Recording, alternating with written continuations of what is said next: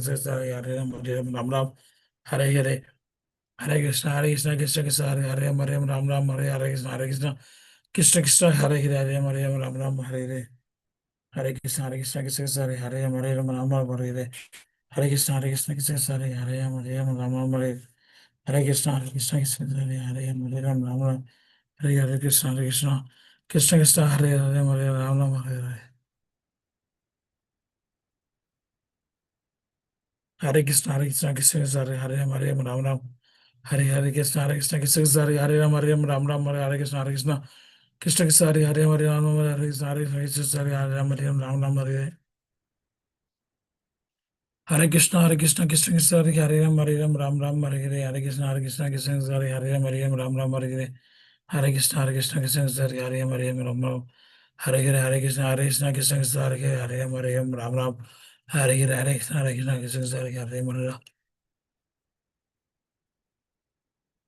Ram Ram Hare Hare Hare Krishna Krishna Hare Ram Ram Hare Hare Hare Krishna Krishna Hare Ram Ram Hare Krishna Krishna Hare Ram Ram Hare Hare Krishna Krishna Hare Ram Ram Hare Hare Hare Krishna Krishna Hare Ram Ram Hare Krishna Krishna Hare Ram Ram Hare Krishna Hare Ram Ram Hare Krishna Hare Ram Ram Hare Krishna Hare Ram Ram Hare Krishna Hare Ram Ram Hare Krishna Hare Ram Ram Hare Krishna Hare Ram Ram Hare Krishna Hare Ram Ram Hare Krishna Hare Ram Ram Hare Krishna Krishna Krishna Hare Hare Hare Ram Ram Hare Hare Krishna Krishna Hare Ram Ram Hare Hare Krishna Krishna Hare Ram Ram Hare Hare Krishna Krishna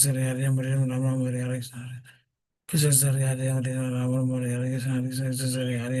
Hare Ram Ram Hare Hare Krishna Krishna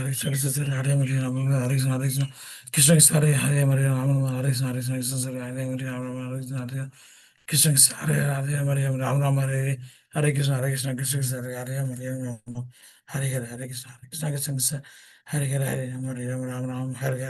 Krishna जय श्री कृष्ण चैतन्य प्रभु नित्यानंद श्री अद्वैत गदाधर श्रीवासादि गौरभक्तों जय राधा माधव जय कुंज बिहारी जय गोजन बल्लभ गिरिधर वारी जय यशोदनंदन विरजन जनन यमुना तीरवनचारी जय राधा माधव जय कुंज बिहारी जय गोजन वल्लभ गिरिवरधारी यशोदनंदन विरजन जनरंजन Yamuna तीरवनचारी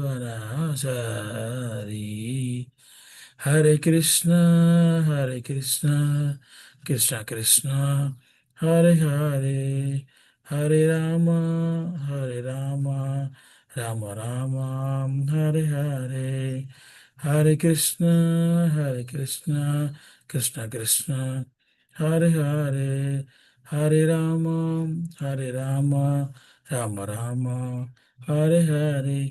Om Namo Bhagavate Vasudevaya. Om Namo Bhagavate Vasudevaya. Om Namo Bhagavate Vasudevaya. Om Namo Bhagavate Vasudevaya. Om Anyana Timurandasi Nananshara Sagarayan Sasundari Yana Datsman Sri Guruve Namaga Sri Chaitanya Manobhishtam Sabhinam Yena Bhutare Swayam Rubaka Gadamaye Tadabi Svabadandhyam Vandeham Sri Guruve Yud Sri Buddha Bada Sri Yuddha Badaka Padakamalam Sri Gurun Vaishnavsham Sri Rubam Srakramjam Sri Kagana Ragnadhanvidam Tam Shajivam Stavidam Stavabodham Dudam Arjanakadam Sri Krishna Chaitanya Devam Sri Radha Krishna Badan Sagagana Lalita Sri Vigashani Vidamsa He Krishna Krishna Sindhu Deenbandhu जगत्पदे Gopesh गोपिका कांता राधा कांता नमस्तुते दत्त कांचन गौरांगी राधे वृंदावनेश्वरी वृंश भानुश्री देवी दे प्रणामी हरिप्रिये वाञ्छाकल्पतरुष गुप्त सिंधु यवश वदिनां पावनेभ्यो वैष्णवभ्यो नमो नमः नमो प्रियं देवाय गोपे प्रणम्य हिदाय श जगत हिदाय कृष्णाय गोविंदाय नमो नमः नमो नमः नमो महावदन्य कृष्ण प्रेम प्रदायदे कृष्णाय कृष्ण चैतन्य नाम्ने गौरचे विदेश नमः गुरुवे गौर चंदिराय राधिकाय दत्ताय कृष्णाय कृष्ण भक्ताय दत्त भक्ताय नमो नमः नमः ओम विष्णुपादाय कृष्ण प्रेष्ठाय भूतले श्री नम श्रीमदे भक्ति वेदांत स्वामी निधि नामिने नमस्ते श्रावदे देव गौरवाणी प्रचारिणे निर्विशेष शून्यवादी वास्ताय देशस्तारिणे पंचतत्वां हि कृष्णं भक्तरूपस्वरूपं भक्तभावं भक्तायं नामि भक्त सीतराम जय कृष्ण चैतन्य प्रभु नित्यानंद श्री अद्वैत गदाधर श्रीवासादि गौर भक्त वृंद हरे कृष्ण कृष्ण कृष्ण हरे हरे हरे राम राम राम हरे हरे हरे कृष्ण कृष्ण कृष्ण हरे राम राम राम हरे हरे हरे कृष्ण कृष्ण कृष्ण हरे राम राम राम हरे हरे हरे कृष्णा कृष्ण कृष्ण हरे राम राम राम हरे हरे कृष्णा कृष्ण कृष्ण हरे राम राम राम हरे कृष्ण प्रभु हरे कृष्ण माता जी हरे कृष्ण हरे कृष्ण प्रभु வந்திருக்கக்கூடிய அனைத்து பக்தர்களையும் நம்ம ராதா கோவிந்த இஸ்கான் டெம்பிள் மேங்களூர் சார்பாக உங்கள் அனைவரையும் வருக என்று வரவேற்கிறோம். நம்ம இப்போ L2 கிளாஸ்ல இருக்கோம். நம்ம வந்து இன்னைக்கு 18th சாப்டரோட அந்த கடைசி போர்ஷனை பார்க்க போறோம். ஸோ இந்த 18 சாப்டர் வந்து இந்த இது வரைக்கும் பார்த்துட்டு இருந்த அந்த 17 சாப்டர்ஸ் வரைக்கும் இருக்கிற அந்த எசன்ஸை கொடுக்குறாங்க. கடைசியில ஒரு கன்க்ளூஷனுக்கு வராங்க. ஸோ அர்ஜுனனோட கேள்விகள்ல இந்த சாப்டர் ஸ்டார்ட் ஆயிருக்கு. அர்ஜுனன் என்ன கேள்வி கேட்டாரு? தியாகம் பெருசா துறவு பெருசான்னு, எது வந்து நம்ம செய்ய வேண்டியது அப்படின்னு சொல்லிட்டு நமக்கு வர்றது இல்லையா, அதே மாதிரி டவுட்டை வந்து ரிஷிகேஷரான பகவான்கிட்ட கேட்கிறாரு. ரிஷிகேஷர்னா பகவான் புலன்களுக்கு அதிபதி இல்லையா, நம்மளோட புலன்களுக்கும் அவர்தான் அதிபதி. அதனால இங்க அர்ஜுனனோட புலன்களை வந்து பகவான் கட்டுப்படுத்தி பகவான் தான் வந்து வழி நடத்துறாரு. இந்த இடத்துல பார்த்த சாரதியா அந்த போர்ல வந்து ரதத்தில் அமர்ந்து அர்ஜுனனுக்கு நல்வழி காட்டுறாருங்கிறத பார்த்தோம். ஸோ அர்ஜுனோட இந்த கேள்வியில ஸ்டார்ட் ஆகுது இந்த சாப்டர். அதாவது அர்ஜுனன் வந்து என்ன கேள்வி கேட்கிறாங்க? தியாகம் பெருசா சன்னியாசம் பெருசா அப்படின்ட்டு. அதாவது இந்த செயல்கள் எல்லாம் விட்டுறது வந்து சன்னியாசம். இங்க சன்னியாசம் நமக்கு ரெக்கமெண்ட் பண்ணல. நமக்கு என்ன சொல்லியிருக்காங்க? அந்த பலன்களை தியாகம் பண்ணணும், அதுல வரக்கூடிய பலன்களை தியாகம் பண்ணணும்னு சொல்லியிருக்காங்க. ஹரே கிருஷ்ணா. ஸோ அதுதான் வந்து அந்த கேள்வி. அதற்கான பதில்களை தான் பகவான் சொல்லிட்டே வர்றாரு. கடமை செய்யணும், பலனை வந்து பகவானுக்கு அர்ப்பணிக்க பண்றது வந்து சாத்விக குணத்துல இருக்கிற தியாகம். அதாவது ராணுவ வீரர் எப்படி வந்து கட்டளைப்படி செயல் செய்யறாங்களோ அதே மாதிரி இங்க அர்ஜுனன் வந்து பகவான் கிட்ட சரணடைந்து பகவானுடைய கூற்றுக்கு ஏற்ற மாதிரி அந்த இடத்துல போர் புரியறதுக்கு ஆயத்தமாயிட்டாரு. ஏன்னா வந்து இங்க சரணாகதி அடைஞ்சிட்டாரு, குருவை குருவா ஏத்துக்கிட்டாரு பகவானை. பகவான் சொல்றது அப்படியே கேட்கறதுக்காக முடிவெடுத்துட்டாரு. ஏன்னா நம்பிக்கை இருக்கணும், சிரத்தா தான் முக்கியம். நம்ம குரு மேல நம்பிக்கை இருக்கும்போது நமக்கு அந்த ஞானம் கிடைக்கும். சோ இந்த அறியாமையிலிருந்து வெளியில வந்து பகவானுக்கு ஆத்ம ஞானத்தை கொடுத்து பகவான் வந்து அர்ஜுனனுக்கு ஆத்ம ஞானத்தை கொடுத்து இந்த குழப்பங்கள்ல இருந்து விடுவிக்கிறாருன்னு பாக்குறோம். ஏன்னா ஒரு கட்டுண்ட ஆத்மா விடுவிக்கக்கூடியவங்க ஆன்மீக குருக்கள். இங்க நமக்கு வந்து ஆன்மீக குருக்கள் மூலமா நம்ம இந்த பௌதிக பந்தத்துல இருந்து விடுபடணும் அப்படிங்கிறத நம்ம பாக்குறோம். சோ நம்ம செயல்களை செய்யறதுக்கு 5 காரணம் இருக்கு. உடல் செய்யறவங்க, அதுக்கப்புறம் இந்த புலன்கள், நம்மளோட முயற்சி, தென் பரமாத்மா. இந்த 5 காரணங்கள் இருக்கிறத பார்த்தோம். ஸோ நம்ம செயல்களை எப்படி செய்யறதுங்கிறதெல்லாம் நம்ம வந்து அகந்தையின்றி, பற்றுதல் இல்லாம, உறுதியா, உற்சாகமா, எல்லாத்துலயும் வெற்றி தோல்வியில சமநிலையில செய்யறதுதான் வந்து அந்த சாத்விக குணத்துல செய்யற அந்த செயல். ஸோ அதையெல்லாம் நம்ம பார்த்தோம். அதுக்கப்புறம் வந்து 4 கேட்டகரிஸ் பார்த்தோம். நான் வர்ணாசிர தர்மப்படி பிராமணர், சத்திரியர், வைசியர், சூத்திரன். பிராமணர் குணங்கள் எப்படி இருக்கணும்? அமைதியா இருக்கணும், புலந்தக்கத்துல இருக்கணும், தவம் தூய்மையா இருக்கணும், பொறுமையா இருக்கணும், நேர்மையா இருக்கணும், அறிவு இருக்கணும், ஞானம், அந்த அறிவு கேட்டு அறியற பகவானை பற்றிய ஞானம் சிந்தனைகள் இருக்கணும், ஆன்மீக உணர்வுகள் இருக்கணும், இறைவன் நம்பிக்கை அதிகமா இருக்கணும். ஸோ இவங்கெல்லாம் வந்து பிராமணர்களுக்கு விதிக்கப்பட்ட கடமைகள். சத்திரியருக்கு என்ன குணங்கள் இருக்கு? சத்திரியர்களுக்கு வந்து உறுதியோட இருக்கணும், திறமையா இருக்கும், பலசாலியா இருக்கணும், தானம் செய்யணும், கொடை கொள்ளலா இருக்கணும், போர்ல வந்து வெல்லணும், போர்ல பின்வாங்க கூடாது. இதெல்லாம் வந்து சத்திரியருக்குடைய கடமை இங்கு அர்ஜுனனுக்கு சொல்லப்பட்டது.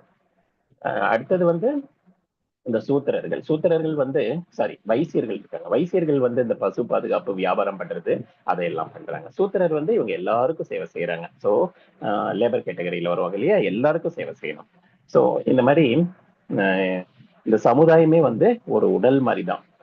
ஸோ இதுக்கு ஏற்ற மாதிரி நம்ம அவங்கவுங்க குணங்களுக்கு ஏற்ற மாதிரி நம்ம செயல்களை செய்யணும் அப்படிங்கிறத பார்த்தோம். ஸோ நமக்கு விதிக்கப்பட்ட கடமையை சரியா செய்யறதுதான் உத்தமம். அதாவது வேற கடமைகளை எடுத்து நம்ம பர்ஃபெக்டா பண்றதை விட நமக்கு விதிக்கப்பட்ட கடமையில சிறிதளவுல குறை இருந்தாலும் அதை பின்படுத்தி அதை ஃபாலோ பண்றதுதான் முக்கியங்கிறது லாஸ்ட் ஸ்லோகத்துல பார்த்து நம்ம நிறுத்திருக்கோம் இல்லைங்களா? ஸோ நம்ம இந்த ஸ்லோகத்துல இருந்து நம்ம மறுபடியும் பார்க்கலாம். அதாவது ரிஷிகேஷரான பகவானுக்கு நம்மளுடைய புலன்களை ஈடுபடுத்தி நம்ம சேவைகளை செய்யும் போது நமக்கு இந்த உத்தம நிலையை அடையலாம். புலன்களை வந்து திசை திருப்பலாம். ஸோ புலன்களை திசை திருப்புறது மூலமா நம் புலன்கள் வந்து கண்ட்ரோலுக்கு வருது. ஸோ வேறவங்களுக்கு விதிக்கப்பட்ட கடமை செய்யறது. இப்போ மங்கி வந்து தாவர குணம், யானை வந்து அதை பண்ண முடியாது இல்லையா? அதே மாதிரிதான். ஸோ அவங்கவுங்களுக்கு விதிக்கப்பட்ட கடமையை நம்ம செய்யணும். அதுல குறைபாடுகள் இருந்தாலும் தவறு இல்லை. அதை வந்து பர்ஃபெக்டா வேறவங்களுக்கு எடுத்து பர்ஃபெக்டா பண்றதை விட நம்மளோட விதிக்கப்பட்ட கடமையை செய்யறதுதான் உகந்ததுன்னு. ஏன் இதை சொல்றாங்க? அதாவது சன்னியாசம் எடுத்துட்டு நான் காட்டுக்கு போயிடுறேன் அப்படின்னு சொன்ன அர்ஜுனனுக்கு அது சரியில்லை. நீ வந்து உன்னுடைய சத்திரிய முறைப்படி நீ உன்னுடைய தர்மப்படி நீ வந்து போர்ல வந்து ஈடுபடணும், போர்ல உன்னுடைய வெற்றியை நிலைநாட்டணும் அப்படிங்கிறத இங்க சொல்றாங்க. ஸோ அவங்க வந்து இந்த மாதிரி பாவ விளைவுகள்ல பாதிக்கப்படுறதில்லை. அவங்க உங்களுக்கு விதிக்கப்பட்ட கடமையை செய்யும் போது பகவானுக்கு செய்யற எந்த தொண்டா இருந்தாலும் அது இழிவானது இல்லை. பகவானுக்காக சேவை செய்யற அந்த அந்த அந்த தன்மையில வந்து அர்ஜுனன் வந்து அந்த நிலைக்கு உயர்ந்துட்டார் இல்லையா? ஸோ அதே மாதிரி நம்மளும் வந்து பகவான் கிட்ட சரணடைஞ்சு பகவான் மூலமாக இந்த சீட பரம்பரையில வந்து ஆன்மீக குருக்கள் கிட்ட சரணடைஞ்சு நம்ம ஞானத்தை பெற வேண்டும். அது வரைக்கும் நம்ம பார்த்து நிறுத்திருக்கோம். ஸோ இப்போ 48வது ஸ்லோகம். இந்த ஸ்லோகத்துல வந்து என்ன சொல்லியிருக்காங்க? ஏதேனும் ஒரு நெருப்பு வந்து புகையால சொல்லப்பட்டிருக்கிற மாதிரி நம்மளோட எல்லா முயற்சியும் தோஷத்தால இருக்கும். ஸோ அதனால தோசை நெறிஞ்சிருந்தாலும் பரவாயில்ல, நமக்கு என்ன விதிக்கப்பட்டிருக்கோ அந்த தொழிலை தான் செய்யணும். நமக்கு விதிக்கப்பட்ட தொழிலை துறக்கக்கூடாது அப்படிங்கிறத இங்க புரிஞ்சுக்கலாம். ஹரே கிருஷ்ணா. சோ எந்த வர்ணத்துல இருந்தாலும் ஒருவர் தனது செயல்களில் பலன்களை வந்து பரமபுருஷன் பகவானின் பக்தி தொண்டில இணைக்கணும். சோ நம்ம செய்யற செயலை வந்து பகவானை கனெக்ட் பண்ணி விட்டுறோம், அவ்வளவுதான் நம்ம பண்றோம். வேற செயல்கள் வேற ஒண்ணுமே இல்லை. அதுல வந்து ஈஸி நம்மளோட 4 அகங்காரம் போயிடுது. நம்ம பகவானின் அம்சங்கள், நம்ம பகவானுக்கு கீழ்ப்படிந்து நம்ம அந்த வேலைகளை செய்யறோம். எப்பவுமே இந்த கீழ்ப்படிதல் இருக்கணும். நம்ம வந்து வீட்டுல இருக்கும்போது அம்மா அப்பாவுக்கு கீழ்ப்படிந்து இருக்கிறோம். அதுக்கப்புறம் வந்து ஸ்கூலுக்கு போகும்போது ஸ்கூல்ல வந்து ஆசிரியர் மற்ற தலைமை ஆசிரியர்களுக்கெல்லாம் கீழ்ப்படிந்து இருக்கோம். அதுக்கப்புறம் வேலைக்கு வந்ததுக்கு அப்புறம் நமக்கு சீனியரா இருக்கிறவங்க, நம்ம எம்டி அவங்களுக்கு கீழ்ப்படிந்து இந்த மாதிரி போறதுதான் டிசிப்ளினே தவிர நான் தான் எல்லாத்துலயும் கரெக்ட், நம்ம செய்யறதுதான் கரெக்ட்னு சொல்லிட்டு நம்ம தவறா செய்யறது சரியில்லை. 4 அகங்காரம் நம்மளை தாக்கக்கூடாது. ஸோ அதுக்காகவே வந்து நம்ம எல்லாருக்குமே வந்து அடிபணிந்து எப்படி செய்யணும் அப்படிங்கிறத இங்க சொல்லியிருக்காங்க. குருவா ஏத்துக்கிட்டோம்னா அதுக்கு தகுந்த மாதிரி நம்ம அவங்க சொல்றபடி செய்யணும். பக்தி தொண்டில நம்மளை வந்து பகவான் கூட கனெக்ட் பண்ணிக்கிறோம். ஹரே கிருஷ்ணா. சோ இங்க 3 மாற்றங்கள் கொடுத்திருக்காங்க. நம்ம இந்த 49வது ஸ்லோகத்துல வந்து ஞானத்தின் மூலமா கர்ம விளைவுல இருந்து எப்படி விடுபடுறது, நம்ம கர்மம் நமக்கு வந்து தாக்கக்கூடாது, அந்த கர்மத்துல இருந்து எப்படி விடுபடலாம். 50ல இருந்து 53 வரைக்கும் பிரம்ம நிலையை பார்க்கலாம். 54 55 வந்து தூய பக்தி தொண்டு. இது வரைக்கும் பக்தி தொண்டுன்னா கேள்விப்பட்டிருக்கோம். இப்ப தூய பக்தி தொண்டு எப்படி இருக்கும் அப்படிங்கிறதையும் நான் உனக்கு சொல்றேன் அப்படின்னு சொல்லிட்டு பகவான் இங்க வந்து 49வது ஸ்லோகத்துல இங்க வந்து ஸ்ரீல பிரபுபாதரை வந்து கொடுத்திருக்காங்க. அதாவது அவர் எப்படியெல்லாம் வந்து அவருடைய 70வது வயசுல உலகம் முழுவதும் உலகம் முழுவதும் பிரயாணம் செய்து அங்க வந்து கிருஷ்ண பக்தியை கொடுத்திருக்காரு. அதாவது மேலை நாடுகள்ல, மேற்கத்திய நாடுகள்ல தவறான எண்ணங்கள், தவறான செயல்கள்ல வழி தவறி போயிட்டு இருந்தவங்கள நெறிமுறைப்படுத்தினாரு. கிருஷ்ண பக்திங்கிறது நமக்குள்ள வந்து நெறிமுறைப்பட்ட வாழ்க்கை, விதி, அதாவது சாஸ்திரப்படி நம்ம செயல்களை செய்யறதுக்காக கொடுக்கப்பட்ட ஒரு உத்தமமான முயற்சி. அந்த பக்தியை கொடுத்ததுனால என்னாச்சு, எல்லாருமே வந்து டிசிப்ளினரியில முன்னேறி அவங்க வாழ்க்கையிலயும் சக்சஸ் அடைஞ்சாங்க. அவங்களுக்கு பிறப்பு இறப்பு சுழற்சியிலிருந்தும் விடுதலை கிடைக்கும். சோ அப்பேற்பட்ட தூய ஆத்மாக்கள், அதாவது தூய பக்தி தொண்டு செஞ்சவங்க, அவங்க தன்னுணர்வு பெற்ற ஆத்மாக்கள், அவங்க கிட்ட சரணடைஞ்சு அந்த சீர பரம்பரையில் வரவங்க கிட்ட நம்ம வந்து ஞானத்தை பெறணும் அப்படிங்கிறத இங்க பார்க்கலாம். ஹரே கிருஷ்ணா. சோ துறவின் பக்குவ நிலை என்ன? இப்போ பகவான் என்ன சொல்லிட்டாரு, பலன்களை தான் துறக்கணும் அப்படின்னு சொல்லிட்டாரு நமக்கு, இல்லையா? சோ அதனோட பக்குவ நிலை எப்படிங்கிறத இங்க பார்க்கலாம். அதாவது பௌதிக விஷயங்களின் பற்றுதல் இருந்து விலகி இருக்கணும். எந்த விஷயமா இருந்தாலும் நம்மளை பற்றை உருவாக்கும். நம்ம எந்த செயல் செஞ்சாலும் அதுல ஒரு பற்று இருக்கும். ஒரே வீட்டுல ரொம்ப வருஷம் இருக்கும்போது அந்த வீடோட நம்ம கனெக்ட் ஆயிடும். இப்ப வண்டி அதே மாதிரிதான், ரொம்ப நாள் நம்ம அதை ஓட்டிகிட்டே இருக்கும்போது அந்த பற்றுதல்ல மாட்டிக்குவோம். சோ அதுல இருந்து விலகி இருக்கிறதுக்கான முயற்சி பண்ணணும். ஏன்னா பற்று வந்து நம்மளை மிக துன்பத்தில் கொண்டு போய் நிறுத்தும். அதுக்காகத்தான் அந்த பற்றுதல் இருந்து விடுபடணும். அந்த மனசை வந்து கட்டுப்பாட்டுக்குள்ள வச்சுக்கணும். இந்த பௌதிக ஆசையெல்லாம் இல்லாம எல்லா செயல்களின் பலன்களை துறக்கணும், பற்றின்றி செய்யணும், மனம் கட்டுப்பாட்டுல இருக்கணும். சோ இந்த மாதிரி விளைவுகள் இருந்து விடுதலை பெறது வந்து மிக உயர்ந்த பக்குவ நிலை. சோ தூய பக்தி தொண்டை எப்படி பிராக்டிஸ் பண்றதுன்னு பகவான் நமக்கு இங்க சொல்லிட்டு இருக்காரு. அதாவது நமக்கு யாகம் தான் முக்கியம், துறவுல வந்து சந்நியாசம் வந்து நமக்கு ரெக்கமெண்ட் பண்ணல. சோ துறவு என்ன பண்ணணும், பலன்களை துறக்கணும். ஹரே கிருஷ்ணா. சோ இங்க பரமபுருஷரின் நம்ம அம்சமா இருக்கிறதுனால எல்லா செயல்களின் பலன்களையும் வந்து நம்ம அனுபவிக்கணும் அப்படின்னு நினைக்கிறதே வந்து நமக்கு தவறு. அதை உரிமை கொண்டாடக்கூடாது. இந்த மாதிரி நினைக்கிறதே கூட, அதாவது நமக்கு உரிமை இல்லைங்கிறத நினைக்கணும். அதுதான் வந்து உண்மையான துறவு. ஹரே கிருஷ்ணா. சோ அடுத்த 4 ஸ்லோகத்துல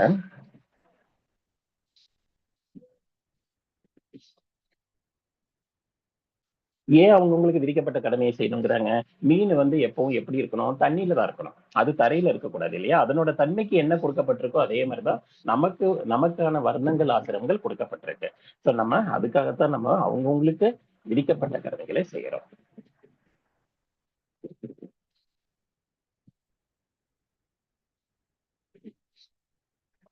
ஹரே கிருஷ்ணா. Next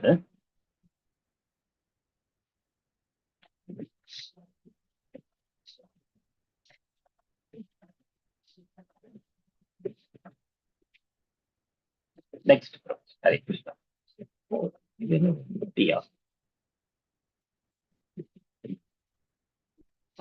thank you. குந்தியின் மகனே, இந்த பக்குவத்தை அடையத்தவன் பிரம்மன் எனப்படும் ஞானத்தை. இப்ப நம்மள வந்து பிரம்ம நிலைக்கு பகவான் கூட்டிட்டு போறாரு. அந்த உயர்ந்த நிலைக்கு எப்படி நம்ம பிராக்டிஸ் பண்றது, அந்த பக்குவத்தை நான் எப்படி அடையிறதுங்கிறத உனக்கு இப்ப சொல்ல போறேன், நீ அதை கேளு அப்படின்னு சொல்லிட்டு பகவான் இந்த ஸ்லோகத்துல சொல்றாரு. ஹரே கிருஷ்ணா.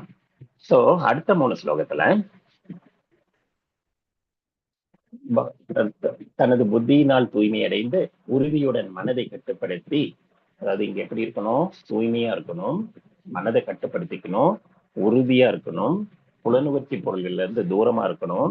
ஏன்னா புலன்கள் வந்து நம்மளை தவறான பாதையில இழுத்துட்டு போவோம். இதை செய்ய அதை செய்யின்னு சொல்லிட்டு நம்ம சம்பந்தமில்லாத வேலைகளை செஞ்சு இல்ல பௌதீகமான வேலைகள்ல எதையாவது செஞ்சு அதுல மாட்டிக்கிறோம். அதுக்காக இந்த புலன்களை நம்ம பகவானுக்கு சேவை செய்யறதுக்காக யூஸ் பண்ணும் போது, அதாவது கண்கள் பகவானை தரிசிப்பதற்கும், மூக்கு பகவானுடைய அந்த மலர்கள் அர்ப்பணிக்கப்பட்ட அந்த மலர்களின் நறுமணத்தை நுகர்வதற்காகவும், கைகள் பகவானுக்கு சேவை செய்யறதும், அதாவது அலங்காரம் பண்றது, அர்ச்சனை பண்றது, பகவானுக்கு மாலை கட்டி போடுறது, பகவானை அலங்கரிக்கிறது, பிரசாதம் செய்யறது. சோ இந்த மாதிரி எல்லாம் செயல்கள் செய்யும் போது நம்ம அந்த பந்தங்கள்ல இருந்து வெளிவரலாம். சோ மனதை எப்படி கட்டுப்படுத்த முடியாது, அதே மாதிரி புலன்களையும் திசை திருப்பலாம். பகவான் கிட்ட திசை திருப்பும் போது நமக்கு நன்மைதான் கிடைக்குது அப்படிங்கறத இங்க பார்க்கலாம்.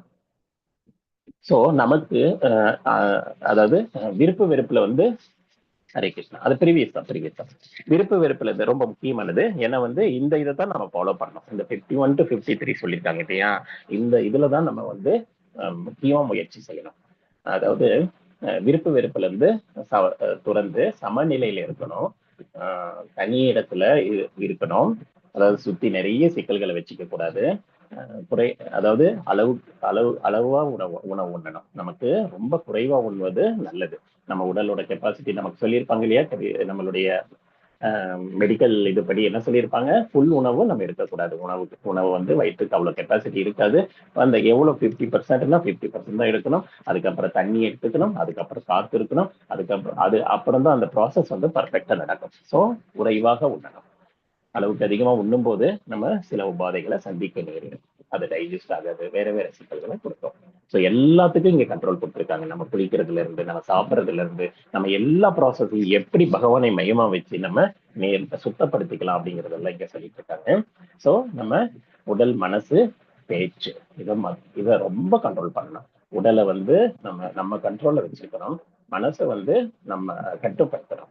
மனதை கட்டுப்படுத்தி பகவானிடம் திசை திருப்பணும். ஸோ பேச்சையும் குறைச்சாகணும். தியானத்துல இருந்து பற்றுதல் எல்லாம் இல்லாம அகங்காரம், பொய்யான அகங்காரம், 4 அகங்காரத்துல இருந்து விடுபட்டு இந்த பெருமை, காமம், கோபம், இந்த மாதிரி எல்லா நரக வாயில்கள்ல இருந்தும் விடுபடணும். காமம் வந்துடும். அதாவது ஒரு பொருளை பார்க்க தோணும், கண்ணால பார்க்க தோணும், கண்ணால பார்க்கப்பட்டவனும் இத்தனை ப்ராசஸ் ஆட்டோமேட்டிக்கா நமக்குள்ள நடக்குது. அதெல்லாம் பகவானுடைய கிருபை. ஏன்னா பகவான் நமக்குள்ள பரமாத்மாவை இருந்து எல்லாத்தையும் செயல்பட வைக்கிறாரு. அந்த பொருளை பார்க்கிறோம், அந்த பொருளை பார்த்த உடனே அந்த பொருளை அடைவதற்கான ஒரு முயற்சி நம்ம மனசுக்குள்ள உருவாகுது. அதை எப்படியாவது அடைஞ்சே தீரணும், அதற்கான கடும் முயற்சிகளை பண்றோம். அது கடைசியில கிடைக்கல அப்படிங்கிற பட்சத்துல நமக்கு கோபம் கிரியேட் ஆகுது. கிடைச்சாலும் மறுபடியும் இன்னும் கிடைக்காதான்னு ஆசைப்பட வைக்குது. ஸோ அந்த ஆசை பேராசையா மாறுது. ஸோ கிடைச்சாலும் ப்ராப்ளம், கிடைக்கலனாலும் ப்ராப்ளம். அதுக்காகத்தான் அந்த சமநிலையில் இருக்கணும்னு சொல்றாங்க. ஸோ நம்ம அது காமம், கோபம் இதெல்லாம் பெருகி நம்மளை சிக்கல்ல கொண்டு போய் விடுது. அந்த கோபம் வேற பக்கம் வெளிப்படுது. சோ இதுல இருந்தெல்லாம் விலகி இருக்கணும். பொய்யான பெருமை, காமம், கோபம், இந்த ஜட பொருட்களையே உரிமை கொண்டாடுறது. ஈசாவாசியம் இதம் சர்வம் சொல்லிட்டு ஈசோபனிஷத்துல சொல்லியிருக்காங்க.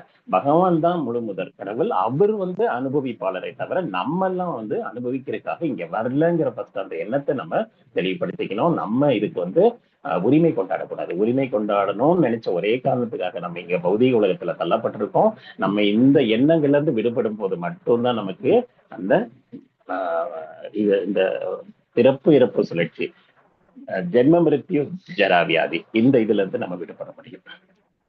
விடுபட்டு பகவானிடம் நித்திய சேவகனாக அவருடைய லோகத்துக்கு நம்ம என்ட்ரி கிடைக்கும். சோ தன்னுணர்வு நிலைக்கு இவங்க என்கிட்ட வரலாம் அப்படிங்கிறத பகவான் இந்த 4 ஸ்லோகத்துல சொல்லியிருக்காங்க. ரொம்ப அருமையானது. அதுக்காகத்தான் இந்த ஞானம், அந்த பிரம்ம நிலைக்கு நம்ம உயர்றதை பத்தி இங்க முக்கியமா சொல்றோம். பற்றற்ற செயல்களை செய்யறோம். கர்ம வினைகள் பாதிக்காது. தாமரை இலையில தண்ணீர் எப்படி ஒட்டாதோ அதே மாதிரி நம்ம செயல்களை செய்யணும். அதாவது தங்கத்தை சுத்தம் செய்யறது மாதிரி நம்ம இந்த ஆத்மாவை சுத்தம் செய்யறதுக்கு நம்ம முயற்சி பண்றோம். ஆத்மாவை எப்படி எல்லாம் சுத்தம் செய்யறோம் என்று சொல்லப்பட்ட அத்தனை இதுல மனதை கஷ்டப்படுத்தி உறுதியோட புலநகர்ச்சி பொருள் இருந்து தவிர்த்து விருப்பு வெறுப்புல சமமா பார்த்து, அதாவது ரொம்ப சந்தோஷமா வந்தாலும் எக்ஸைட் ஆகாமையும், அதாவது ஃபெயிலியர் ஆனாலும் டிப்ரெஷனுக்கு போகாம சமநிலையில் இருக்கிற கத்துக்கிறோம். விருப்பு வெறுப்பு யாரையும் இருக்கக்கூடாது, யார் மேலேயும் ஓவரா அட்டாச்மெண்ட்டும் பண்ணக்கூடாது. ஸோ பற்றின்றி மனசு, பேச்சு இதெல்லாம் குறைச்சி உடல், மனம், வாக்கு இதெல்லாம் கண்ட்ரோல் படுத்தி தியானத்துல நம்ம பற்றுதல் இன்றி நம்ம முயற்சி செய்யறது வந்து அந்த கிருஷ்ண பக்தி உணர்வுல முன்னேறதுக்கு வழி தன்னுணர்வு பாதை. தன்னுணர்வு பாதைன்னா என்ன? நான் யாரு, இந்த உடல் என்ன, நம்ம எதுக்காக இங்க வந்திருக்கோம், நம்ம வந்து எங்கிருந்து வந்தோம், நமக்கும் பகவானுக்கும் என்ன உறவு, பகவான் யாரு, அவருடைய லீலைகள் என்ன, நமக்கும் அவருக்கும் உள்ள உறவை எப்படி புதுப்பிச்சுக்கிறது, நம்ம எப்படி போய் பகவானை அடையிறது, இதெல்லாம் புரிகிறது. ஹரி கிருஷ்ணா. சோ இந்த ஞானத்தை நம்ம தெரிஞ்சுக்கிறோம். மனசு தூய்மையாகுது, உறுதியோட இருக்கணும். மனசை அந்த மாதிரி கட்டுப்படுத்தி நம்ம புலன்களை எல்லாம் கட்டுப்படுத்தி விருப்பு வெறுப்புல இருந்து விடுபட்டோம்னா பிரம்ம நிலையை அடையலாம். நம்ம இவ்வளவு நேரம் பேசினது வந்து பிரம்ம நிலை அடையிறதுக்கான முயற்சி. ஹரி கிருஷ்ணா. சோ இதுல வந்து என்ன பண்ணணும்னு சொல்லியிருக்காங்க? தனி இடத்துல இருக்கணும், குறைவாக உண்ணணும். ஹரி கிருஷ்ணா. முழுமையான கட்டுப்பாட்டுல இருக்கணும். உடல், மனம், வாக்கு இதெல்லாம் வந்து நம்ம கட்டுப்பாட்டுல கொண்டு வரோம். சோ எப்போதுமே தியானத்தில் நடைபெறணும். அந்த மாதிரி இருக்கிறவங்க வந்து பிரம்ம நிலையை அடையலாம். இப்ப பிரம்ம நிலை அடையிறது எப்படின்னு நமக்கு ஓரளவுக்கு புரிஞ்சிருக்கும். சோ அது பிரம்ம நிலை அடையிறதுக்கான வழிமுறைகளையும் பகவான் சொல்லித்தராரு. ஹரே கிருஷ்ணா. சோ இந்த அடிப்படையில எல்லா கெட்ட குணங்கள்ல இருந்தும் விடுதலை. சோ எந்த கெட்ட குணமும் நமக்குள்ள இருக்காது. பொய் அகங்காரம் மெயினா இருக்காது. இந்த உடலோட அடையாளப்படுத்தி செய்யற எந்த வேலையும் நம்ம செய்ய மாட்டோம். அந்த தளத்துல இருந்து உயர்வோம். அதாவது முந்தைய அந்த பொய்யான வலிமை, ஏதாவது எதெல்லாம் நானுங்கிற அகங்காரம் இருக்கோ அது அந்த மாதிரி இதுவே நமக்கு இருக்காது. புலன் விஷயங்களுக்கான ஏக்கம் இருக்காது. புலன் இன்பம் கிட்டாத போது வர்ற அந்த கோபம், இது எல்லாமே கண்ட்ரோல் படுத்தப்படும். காமம், கோபம், இந்த நானுங்கிற அகங்காரம் எல்லாமே போயிடும். இந்த பொருட்களை வந்து நான் வந்து உரிமையாளர், நான் அனுபவிக்கிறதுக்காக பிறந்தேங்கிற தவறான எண்ணத்துல அகங்காரத்துல இருக்கலையே அந்த அகங்காரத்தை விடணும். பற்றுதல் இன்றி நம்ம செயல்களை செய்யணும். ஹரே கிருஷ்ணா. சோ 54 ஸ்லோகத்துல இந்த மாதிரி இருக்கிறவங்க, பிரம்ம நிலையில இருக்கிறவங்க தெய்வீகத்துல நிலை பெற்றவங்களா இருக்காங்க. இவங்க வந்து பரபிரமனை உணர்ந்து இன்பம் நிறைஞ்சு வர இன்பம் கிடைக்குது. அவங்களுக்கு அந்த பரம ஆனந்தம் கிடைக்குது. இப்ப நம்ம அனுபவிக்கிறதெல்லாம் ஆனந்தம் கிடையாது, பின்னாடி நம்மளுக்கு சிக்கலை கொடுக்குது. சோ நிரந்தர இன்பம்னு ஒண்ணு இருக்கு. அந்த இன்பத்தை நம்ம அனுபவிக்கலாம். அது ஒவ்வொரு ப்ராசஸ்லயும் நம்ம புரிஞ்சுக்கலாம். நம்ம வந்து பக்தியில ஆரம்பிக்கும் போது ஒவ்வொரு ப்ராசஸ்லயும் நம்ம அந்த இன்பங்கள் வெளிப்படும். உணர்வுகள் தெய்வீக உணர்வுகள் வந்து எப்படி வெளிப்படும்னா, அர்ஜுனன் வந்து அந்த தேர்ல உட்கார்ந்துருக்கான். அவனுக்கு கை காலெல்லாம் வந்து நடுங்குது. காண்டீபத்தை கீழே விட்டுட்டு அப்படியே மயங்கி போய் கீழே விட்டுட்டாரு. ஸோ இதெல்லாம் வந்து பௌதீக துன்பங்கள். இந்த துன்பங்கள் வந்து நமக்கு மனதுக்கு வேதனை கொடுக்கக்கூடியது. ஆனா தெய்வீகத்துல நம்ம உணர்ற விஷயங்கள் நிறைய வந்து நமக்கு மிகுந்த ஆனந்தத்தை கொடுக்கும்.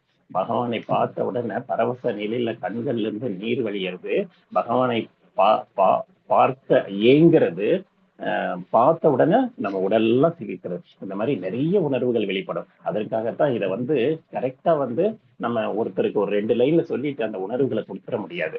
இதுக்கு வந்து அவங்கவுங்களுக்கு புரிதல், அவங்கவுங்களுக்கு பிடித்த பாடல்கள், அந்தந்த கீர்த்தனைகள், நிறைய விஷயங்கள் கேட்டதுல ஏதோ ஒரு விஷயங்கள்ல அவங்களுக்கு வந்து பிக்கப் கிடைக்கும். அதுக்காகத்தான் நிறைய விஷயங்களை சொல்றாங்க. அதுல இருந்து நம்ம புரிஞ்சுக்கிட்டு நம்ம என்ன பண்ணணும், நம்ம அந்த உணர்தல் நிலைக்கு வரணும். அந்த கிருஷ்ண உணர்தல் வரணும் அப்படின்னா பிரசாதம் ஏத்துக்கணும்.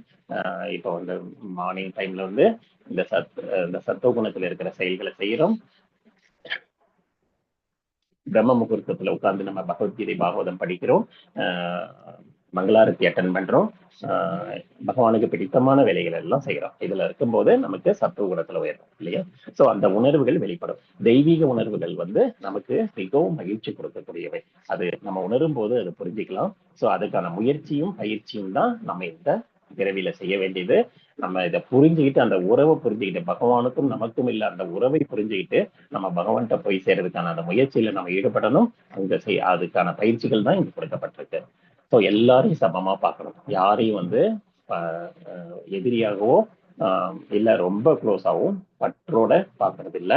சமமா எல்லாரையும் பார்க்கணும். எல்லாத்துக்குள்ளேயும் பரமாத்மாவா இருக்கிறத பார்க்கணும். சோ அவங்க வந்து தூய பக்தி செய்யறாங்க. தூய பக்தி செய்யறவங்களை பத்தி பகவான் இங்க நமக்கு எக்ஸ்பிளைன் பண்றாரு. பிரம்ம நிலை அடையிறதுக்கும் தூய பக்தி செஞ்சு நம்ம வந்து இந்த தூய பக்தி தொண்டில் முன்னேறதுக்கான வழியை பகவான் நமக்கு வழிகாட்டுறாரு. தன்னோட லோகத்துக்கு கூட்டிட்டு போறதுக்காக அவர் வந்து காத்துக்கிட்டு இருக்காரு. பெரிய பிரம்மாண்ட லோகம், பௌதிக உலகத்தோட பல மடங்கு பெருசா இருக்கு. ஆட்டோமேட்டிக்கா ஒளியூட்டப்பட்டிருக்காங்க. சூரியன் சந்திரன் எதுவுமே தேவையில்லை. அங்க வந்து சிந்தாமணி கற்கள் பதிக்கப்பட்டிருக்கு. அங்க வந்து கற்பக விருட்ச மரம் இருக்கு.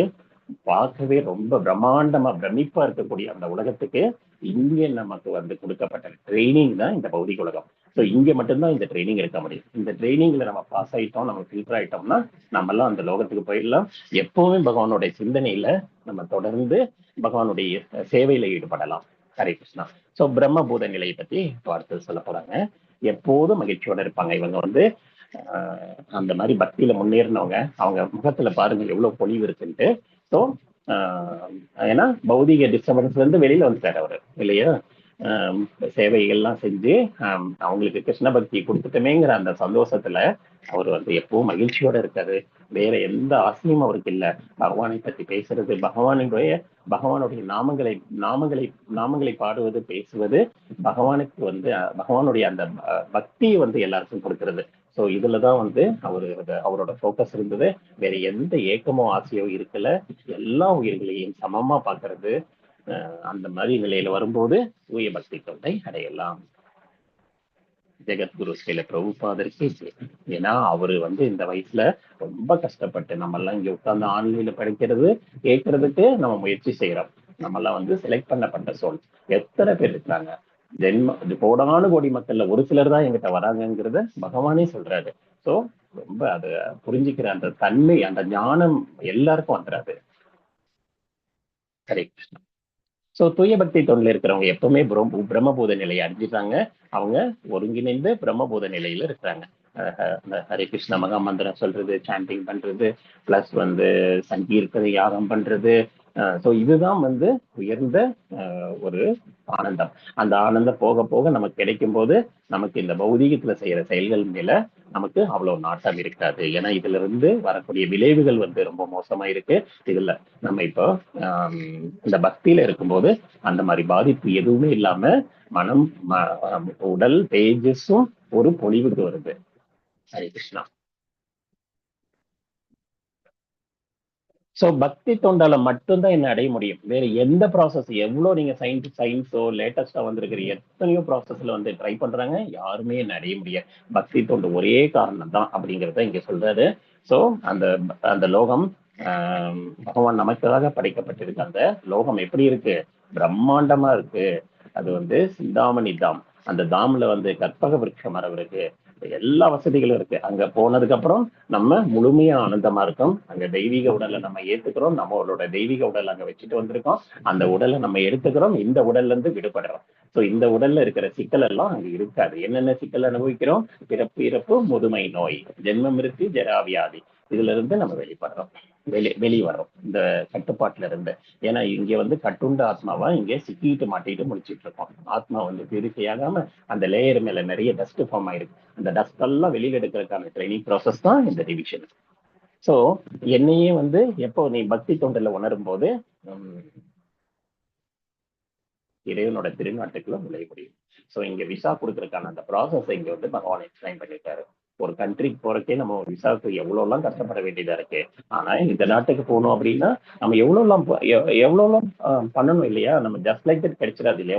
ஒரு பெரிய உத்தமமான செயல் கிடைக்கணும் அப்படின்னா நமக்கு அதற்கான முயற்சிகள் இருக்கணும். ஒரு நல்ல காலேஜ்ல, ஸ்ட்ரிக்டான காலேஜ்ல படிச்சாதான் ஒரு காலேஜ்ல வந்து ரேங்க் ஸ்டூடெண்டா வர முடியும். எம்பிபிஎஸ் கஷ்டம்னு சொல்றாங்க, ஆனா படிச்சு முடிச்சதுக்கு அப்புறம் அவங்க வாழ்க்கை எப்படி இருக்கு? ரொம்ப அற்புதமா இருக்கு. சோ அதே மாதிரிதான் கொஞ்சம் கஷ்டப்பட்டு தான் ஆகணும். கஷ்டப்பட்டா நம்மள நெறிமுறைப்படுத்திக்கிட்டா நம்ம வந்து பகவான் கிட்ட போய் சேர்ந்துடலாம். அந்த நாட்டுக்குள்ள போறதுக்கான விசா இங்க வந்து பகவான் கன்ஃபார்ம் பண்ணிட்டாரு. ஹரே கிருஷ்ணா. சோ இந்த உயிர்வாழ் உயிரினங்கள், கடலில் நீர்வாழ் உயிரினங்கள், ரோவதிகள் என்ன பண்றாங்க? இந்த மரத்துல ஒரு பறவை போய் பச்சை கலர்ல இருக்கிற பறவை போய் உட்கார்ந்ததுன்னா எப்படி இருக்கும்? ஆனா அது கூட போய் கலக்கிறது இல்லை. ரெண்டும் வெவ்வேறு தான் அப்படிங்கிறத புரிஞ்சுக்கிறோம். ஆனா அருவவாதிகள் என்ன நினைக்கிறாங்க? நுழையிறாங்க அப்படின்னு நினைக்கிறாங்க. எனக்குள்ளேயே மிங்கிள் ஆகுறாங்க சொல்லுவாங்க. மிங்கிளாக பகவானுக்குள்ள போய் நானே அடைக்கலம் ஆகிறேன்னு சொல்றாங்க. அதெல்லாம் வந்து கரெக்டான ப்ராசஸ் இல்லை. பகவான் வந்து உருவ வழிபாடுல வழிபடுறவங்க என்னோட திருநாட்டுக்குள்ள வரலாம். அருவவாதிகள் என்ன பண்ணணும்? மறுபடியும் பக்தி பண்ணி, மறுபடியும் பக்தி தான் ஃபைனல் ஸ்டெப். பக்தி ஸ்டெப் எடுக்காம 18ஆம் படியை அடையாம நம்ம அந்த தரிசனம் பார்க்க முடியாது கடவுளை இல்லையா. அப்படியெல்லாம் நம்ம ப்ராசஸ் இருக்கு. அதே மாதிரிதான் இந்த இடத்துல இந்த பக்தி தொண்டு தான் டாப் மோஸ்ட் ஸ்டெப். அந்த ஸ்டெப்பை தொட்டாதான் நம்ம பகவான்கிட்ட போய் சேரவே முடியும்.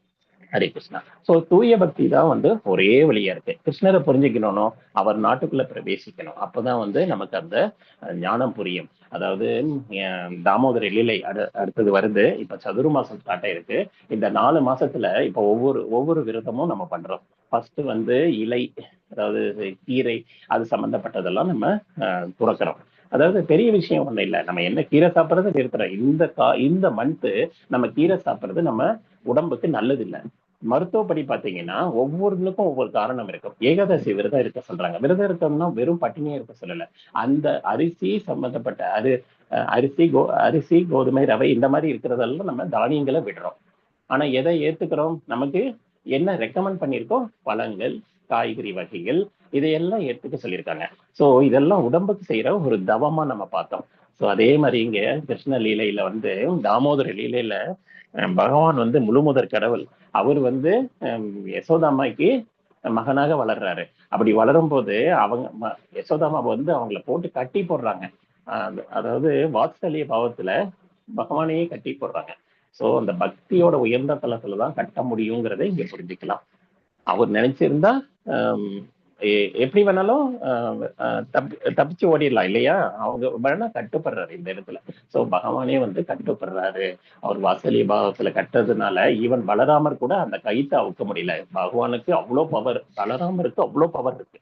இருந்தாலும் வாசலிய பாவத்துல கட்டின அந்த கைத்தை வந்து அவிர்க்க அவர்னாலையும் முடியல. சோ இந்த மாதிரி லீலைகள் எல்லாம் அனுபவிக்கணும். அதாவது கோபர் கோபியர் எப்பவுமே கிருஷ்ணா கிருஷ்ணான்னு சொல்லிட்டு பின்னாடியே சுத்திட்டு இருப்பாங்க. கிருஷ்ணன் வந்தாச்சா, கிருஷ்ணன் ஏதாவது கொண்டு வந்திருக்காங்க சாப்பிட்றதுக்கு, கிருஷ்ணன் கூட வெளியில போலாம், ஜாலியா இருக்கலாம், இன்னைக்கு அவன் கூட இருந்தாலே மன நிம்மதியா இருக்கும், அப்படி இப்படி எல்லாம் பேசிட்டு ஜாலியாவே போயிட்டு இருக்கிறாங்க. ஸோ ஒரு தூய பக்தரின் வழிகாட்டுதலில் செய்யற தூய பக்தி தொண்டில் மட்டும்தான் கிருஷ்ணரை பத்தி தெரிஞ்சுக்க முடியும். நாம இதை எப்போ நினைவுல வச்சுக்கணும். சோ அதுக்காகத்தான் வந்து நம்ம என்ன பண்றோம்? இங்க வந்து பிரபுபாதருக்கு கொடுக்கப்பட்டிருக்கு. பிரபுபாதர்கிட்ட சரணடைகிறாங்க. சரணடைஞ்சு அவங்க கிட்ட அந்த ஞானத்தை பெறுறாங்க இல்லையா? சோ நம்மளும் என்ன பண்ணணும்? ஆன்மீக குருகளின் வழிகாட்டுதலின் கீழ் ஆன்மீக குரு கரெக்டான நபரை செலக்ட் பண்ணணும். சீர பரம்பரையில் இருக்கிறவங்களை செலக்ட் பண்ணிக்கணும். பகவானுடைய கருணை இருக்கிறவங்க, தன்னுணர்வு பெற்றவங்க, இந்த பௌதிக பந்தத்துல இருந்து நம்மளை விடுவிக்கக்கூடியவங்க, அவங்கனால மட்டும்தான் நம்மளை விடுவிக்க முடியும். அவங்க இந்த பந்தத்துல இருந்து விடுவிச்சு நம்மளை வந்து பகவான் கிட்ட கூட்டிட்டு போறாங்க. பிரபுபாதர் சொல்லிட்டாரு இல்லையா? என்னோட என்னோட என்னுடைய இதை பிடிச்சிக்கங்க, நான் உங்களை வந்து பேக் சைடு கூட்டிட்டு போயிடுவேன் அப்படின்னு சொல்லிட்டு பகவானே எப்படியாவது கூட்டிட்டு போயிடுறேன். சின்ன சின்ன குறைகள் இருந்தா கூட நான் உங்களை மேல கூட்டிட்டு போறேன். அந்த பவர் வந்து அவங்களுக்கு இருக்கும். ஏன்னா அவங்க பகவான் கூட க்ளோஸா நெருங்கி இருப்பாங்க. அதனால நம்ம கிட்ட நெருங்க இவங்க மூலமா நம்ம நேரடியா பகவானை சென்றடைவதற்கு முயற்சி செய்யலாம். ஹரே கிருஷ்ணா. எல்லா விதமான செயல்களில் ஈடுபட்டு இருந்தாலும் தூய பக்தன் எப்படி இருக்காங்க? என்னோட கருணையினால, என்னோட பாதுகாப்புல நிச்சயமா அழிவற்ற இடத்தை அடைய போறாங்க. தூய பக்தனுக்கு நான் பாதுகாப்பு கொடுக்குறேன்னு சொல்லிட்டு பகவான் இந்த இடத்துல கன்ஃபார்ம் பண்றாரு. சோ அவங்க நிச்சயமா என் கூட இருக்கிற அந்த இருப்பிடத்துக்கு வந்து சேருவாங்க. கோலோக பிருந்தாவனம் வந்து சேர்றதுக்கு வழிகாட்டியாக நமக்கு பகவானே நமக்கு இங்க அருள் கொடுக்குறாரு. சோ அதை நம்ம வந்து எப்படி பின்பற்றணுங்கிறது தான் நமக்கு இந்த ப்ராசஸ் எல்லாம் சொல்லிட்டு இருக்காரு. ஹரே கிருஷ்ணா. என்னோட பாதுகாப்பின் கீழே நீ வந்துருவ அப்படின்னு சொல்லியிருக்காரு. ஹரே கிருஷ்ணா. நம்ம என்னோட பக்தனை எல்லா பாவ விளைவுலேருந்தும் விடுவிக்கிறேன் அப்படிங்கிற எல்லா செயல்கள்ல இருந்தும் அவன் எல்லா செயல்கள் செஞ்சிருந்தாலும் 24 மணி நேரம் பரமபுருஷ பகவானின் நினைப்பிலேயே பக்தி தொண்டு செய்யறவங்க என்னோட பாதுகாப்பின் கீழே வந்துடுறாங்க. நமக்கு இப்போ பௌதிகத்துல எவ்வளவு சிக்கல் அனுபவிச்சுட்டு இருப்பான். நான் பாத்துக்கிறேன், நீ வந்து எங்கிட்ட வந்துடு, நான் உன்னை பாத்துக்கிறேன்னு யாராவது கூப்பிட்டா நம்ம போக மாட்டோமா? இப்படி யாராவது ரெஸ்பான்சிபிலிட்டி எடுக்கிறவங்க நமக்கு இப்ப யாராவது கிடைச்சிருக்காங்களா? நம்ம சின்ன வயசுல நம்ம பேரண்ட்ஸ் கண்ட்ரோல் இருக்கும்போது எவ்வளவு நிம்மதியா இருந்தோம், எவ்வளவு ஜாலியா இருந்தோம், எவ்வளவு விளையாண்டுட்டு இந்த உலக பௌதிக துன்பங்களை எல்லாம் நினைக்காம ரொம்ப சந்தோஷமா இருந்தோம். வளர வளரதான் நம்ம வந்து ரெஸ்பான்சிபிலிட்டி அதிகமா எடுத்தோம்.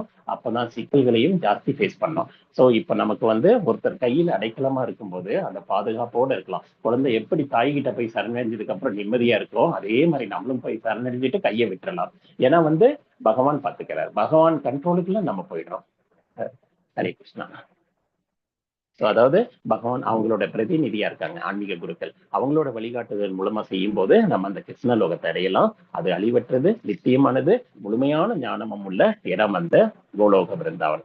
தூய பக்தன் வந்து அவங்களோட அவங்களோட காலத்துக்கு எல்லையே கிடையாது. சதா சர்வ காலம் 24 மணி நேரம், அதாவது பரமபுருஷனின் வழிகாட்டுதலின் கீழ் செயல்கள் செய்யறாங்க. பார்க்கிற இடங்களில எல்லாம் நந்தலாலான் பாட்டு வந்தது இல்லையா, காக்கை சிறையினிலே நந்தலாலாம். அந்த மாதிரி எல்லா இடத்துலயும் பகவானையே பாக்குறாங்க அந்த தூய பக்தர்கள். அதே சிந்தனையில இருக்காங்க. அப்படி இருக்கும்போது இந்த பௌதீக பாட்டுல இருந்து விடுபடலாம் நம்ம. சரி, இந்த ஸ்லோகம் வந்து என்னையவே எல்லாத்துலயும் டிபெண்ட் ஆகி ஏன் பாதுகாப்புல நீ முழுமையா செயல்படு. அந்த பக்தி தொண்டில செய்யும் போது நீ இந்த கிருஷ்ண உணர்வுல முன்னேறவும் முடியும் அப்படிங்கறத பகவான் இந்த இடத்துல வழிகாட்டுறாரு. ஹாஸ்பிட்டல்ல போறோம், ஹாஸ்பிட்டல்ல போய் அட்மிட் ஆகுறோம். ஆனா கடைசியில என்ன பண்றாங்க, கையை விரிச்சிடுறாங்க டாக்டர். இங்க இதுக்கு மேல கடவுள் தாப்பா காப்பாற்றணும் அப்படின்றாங்க. அப்படின்னா என்ன, அவங்களையும் மீறிய சக்தி ஏதாவது இருந்தா மட்டும்தான் காப்பாற்ற முடியும். மருத்துவ ரீதியாக செயல்படுறது ஒரு சர்டைன் எக்ஸ்டெண்ட் தான். அதுக்கு மேல அவங்களால செயல்படக்கூட முடியாது. அப்பதான் வந்து அவங்களும் பகவான் மேல பாரத்தை போட்டுருவாங்க. ஹரே கிருஷ்ணா. பக்தர் வந்து எப்பவும் பகவானை சார்ந்திருக்கிற செயல்கள், எல்லா செயல்களையும் வந்து டிபெண்ட் ஆயிருக்கிறாங்க ஆன்மீக குருவின் அங்கீகரிக்கப்பட்ட, அதாவது ரெகக்னைஸ்டு சக்தி பிரணிபாதையின பரிப்பிரஸ்னேன சேவையா உபதேசியந்தீதே ஞானம் ஞானின தத்துவ தரிசன. அதாவது இந்த ஸ்லோகத்துல என்ன சொல்லியிருக்காங்க, ஆன்மீக குருவை செலக்ட் பண்ணி அவர்கிட்ட நம்ம சரணாகதி அடையணும், அந்த ஞானத்தை பெறுவதும். இப்போ பகவத்கீதை படிக்கிறோம், ஒரு சில எக்ஸ்டென்ட் தான் புரியும், எல்லாமே புரிஞ்சிடாது. ஏன்னா இந்த கருத்துக்கள் வந்து டீப் நாலேஜ்ல இருக்கு. நமக்கு பார்டரா ஒரு தடவை இப்படி படிச்சுட்டு நான் முடிச்சு, எத்தனையோ பேர் சொல்லுவாங்க நான்லாம் பகவத்கீதை அப்பவே படிச்சுட்டேன்.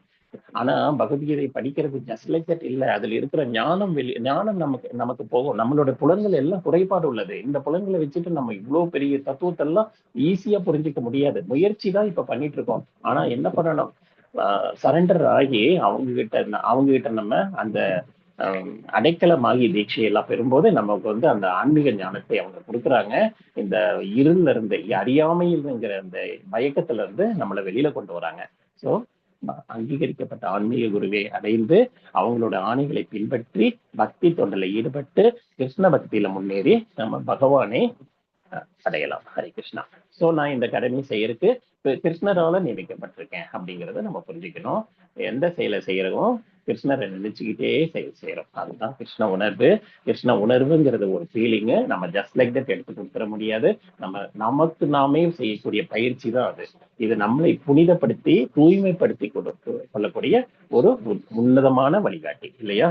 சோ இதுல இருந்து நம்ம எவ்வளவு பியூரிஃபையா இருக்கும் நினைச்சு பாருங்க. அந்த தெய்வீக குணங்கள் 26 குணங்கள் சொல்லப்பட்டிருக்கு. எல்லா குணங்களும் அடாப்ட் ஆனா நம்ம எவ்வளவு வாழ்க்கையில முன்னேறலாம். ஆனா யாருமே பர்ஃபெக்ட் ஆயிட முடியாது. நம்ம இப்ப பண்ணிட்டு இருக்கோம்னா நான் பர்ஃபெக்ட் எல்லாம் சொல்லிக்க முடியாது. ஏன்னா வந்து நம்ம பிராக்டிஸ் தான் பண்றோம். நம்ம நிறைய கலங்கங்களை சுமந்து வந்திருக்கோம். யுகமா தாண்டி வந்திருக்கோம். அவ்வளவு பிறவிகளை நம்ம சுமந்து வந்த கலங்கத்தை ஜஸ்ட் லைக் தட் விட்டுற முடியாது. சோ அது விடுறதுக்காக ஸ்ட்ராங்கா இருக்கிற அந்த கிருஷ்ணரை கெட்டியா பிடிச்சுக்கணும். அப்ப வந்து நம்ம இந்த சிந்தனையில உணரும் போது, நம்ம அந்த கிருஷ்ண உணர்வு கிடைக்கும் போது அந்த பழைய நினைவுகள் எல்லாம் கீழே தள்ளப்படுது. உயர்ந்த சுவை கிடைக்கும் போது நமக்கு தாழ்ந்த சுவை விட்டுருவோம் இல்லையா? அப்போ வந்து நமக்கு இந்த சுவையோட டேஸ்ட் கிடைக்கும். ஹரே கிருஷ்ணா.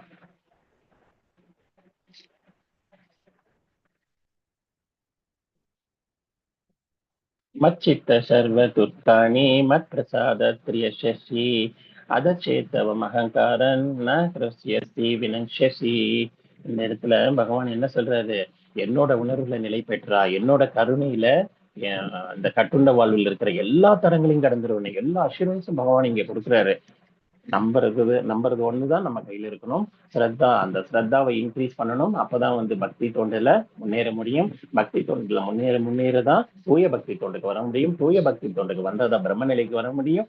பகவானை நம்ம அடைய முடியும். அவரோட இருப்பிடத்திற்கும் செல்ல முடியும். அந்த உணர்வு நம்ம புரிஞ்சுக்கிறதுக்காகத்தான் இவ்வளவு பிராக்டிசஸ் சொல்லிட்டு இருக்காங்க. சோ நான் சொல்றது கேளு அப்படின்னு சொல்லிட்டாரு. கேட்கலன்னா அழிஞ்சிருவேன்னு சொல்றாரு. ஏன்னா தவறான வழிமுறையில போனோம்னா பகவானுக்கே வேற வழி இல்லை. ஏன் அப்படின்னு சொல்றோம், சிசுபாலனுக்கு எத்தனை குற்றங்களுக்கு மன்னிப்பு கொடுத்தாரு? 100 டைம்ஸ் நீ வந்து தவறு செஞ்சா நான் மன்னிச்சிடுறேன்னு சொல்லியிருந்தாரு. அவங்க அம்மா கிட்ட ப்ராமிஸ் பண்ணியிருந்தாரு.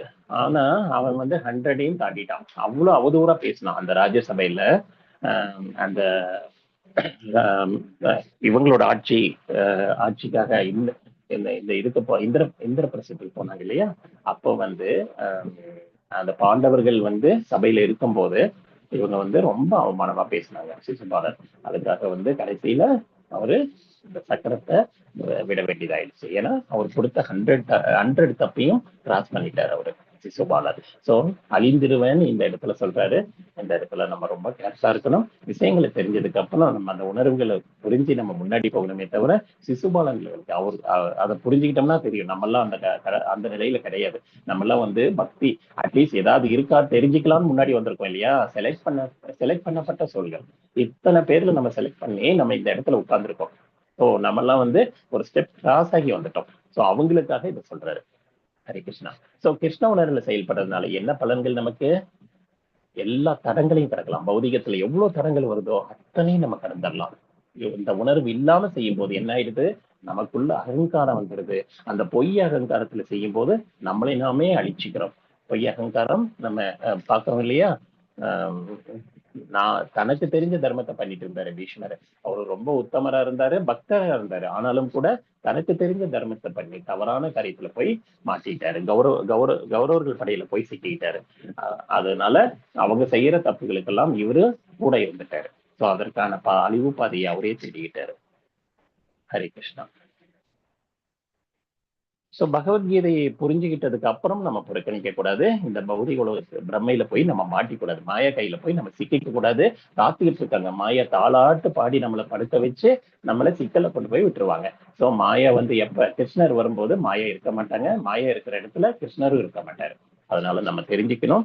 நம்ம வந்து எந்த நம்மளை சிக்கலை உண்டாக்குமோ அந்த செயல்கள் இருந்து விலகணும் அப்படின்னா பகவான் கிட்ட இருக்கணும். பகவான் கஸ்டடியில் இருக்கும்போது நம்ம மாயா தொந்தரவு பண்ண மாட்டாங்க. இல்லைன்னா இந்த சிக்கல்ல போய் நம்ம மாட்டிக்குவோம். அதுக்காக பகவத்கீதைய தெளிவா புரிஞ்சுக்கணும். ஹரே கிருஷ்ணா. முழுமுதற் கடவுளின் ஆணையை தயக்கமின்றி நிறைவேற்றணும். அவர் என்ன சொல்லியிருக்காரோ அதை அப்படியே ஃபாலோ பண்ணணும். எல்லா சூழ்நிலைகளிலும் நம்மளை பாதுகாப்ப வைக்கணும். இது எல்லாமே நமக்கு உத்தமம். நமக்கு ஒரு ப்ரொடெக்ஷனுக்காக தான் இது பண்றமே தவிர அவருக்கு நம்ம கிட்ட இருந்து தேவைப்படுறது இந்த இந்த இந்த பயிற்சி கிடையாது. அவருக்கு தேவையானது எதுவுமே இல்லை. என்ன அவருக்கு ஒரே ஒரு வழி என்ன? நம்மளை திருப்பி கூட்டிட்டு போனோங்கிற அந்த சந்தோஷம் தான். ஸோ அந்த சந்தோஷம் நம்ம ஒரு பேரண்ட்ஸுக்கு கொடுக்கணும் இல்லையா? நம்மளுடைய திருநாட்டிற்கு திரும்பி சொல்லணும். அதுக்காக முயற்சி தான் இது. ஸோ நம்மளை நாம தூய்மைப்படுத்திக்கிட்டு நம்ம வழிமுறைகள்ல முன்னேறதுக்காக கொடுக்கப்பட்ட இந்த சாஸ்திரம் தான் பகவத்கீதைங்கிறத புரிஞ்சுக்கிறோம்.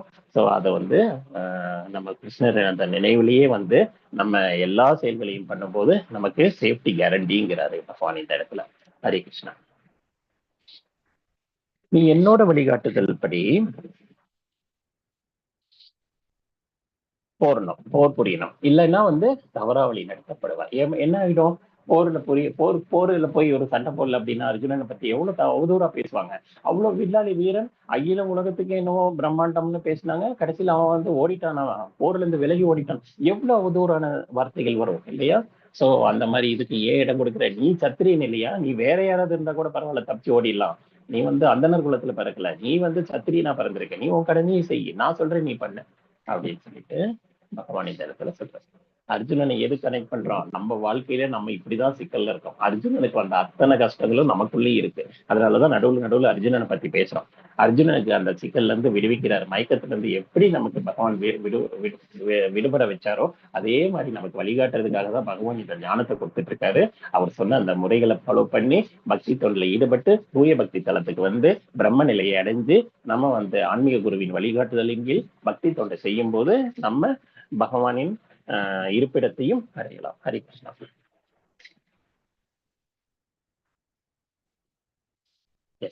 இந்த மயக்கத்தின் காரணத்தினால என்னோட வழிகாட்டுதலுக்கு ஏற்ப செயல்படணும். நீ ஏதோ மயக்கத்துல இருக்க, அதனாலதான் நீ ஒத்துக்க மாட்டேங்கிற. ஃபர்ஸ்ட் ஒத்துக்கல இல்லையா? அதுக்காக இங்க சொல்லப்பட்டிருக்கு.